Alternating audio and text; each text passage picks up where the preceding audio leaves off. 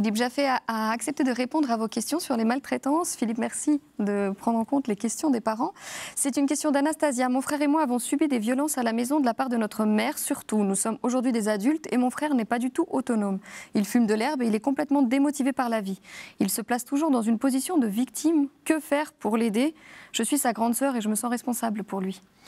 Oui, alors c'est une situation qui montre bien les effets à long terme de maltraitance d'une personne de la mère en l'occurrence, en qui on devrait avoir une confiance absolue. Et on voit aussi deux trajectoires différentes pour un qui se débrouille plutôt bien et l'autre membre de la fratrie qui a des difficultés.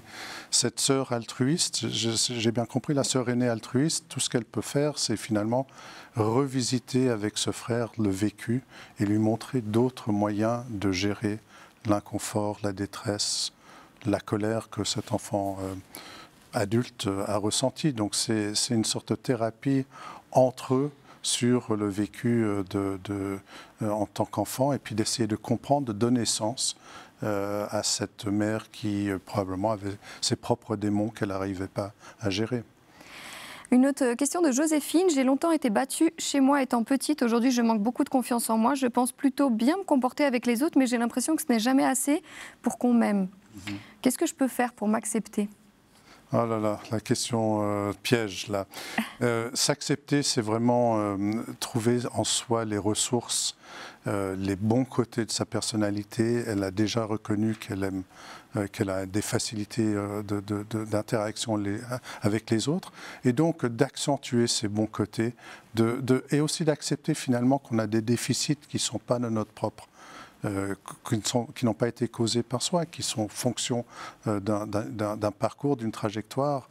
Et puis, je crois que la marge de progression vient aussi de trouver les bonnes personnes dans son entourage qui renvoient des ondes positives et des encouragements et de peupler son univers des personnes bienveillantes. Ignacio nous demande j'ai une mère toxique, je ne lui parle plus aujourd'hui, mais cette situation me pèse. D'un côté, j'ai envie de reprendre contact avec elle. D'un autre côté, je sais qu'elle va vouloir me faire culpabiliser pour ses mots. Comment me défaire de ce lien pour être totalement bien?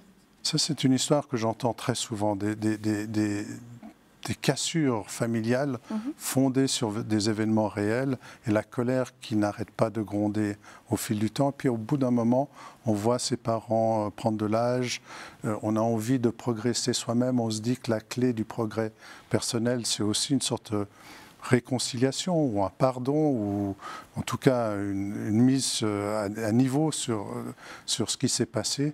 Et puis on est toujours hésitant parce qu'on ne sait pas comment l'autre personne va réagir. Oui. Donc c'est souvent utile de trouver un médiateur, une tierce personne qui initie la conversation, peut-être même chacun de son côté, avant de se retrouver pour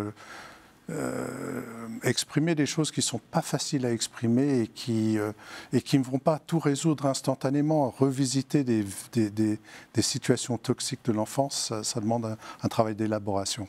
Merci beaucoup Philippe Jaffé d'avoir répondu à nos questions.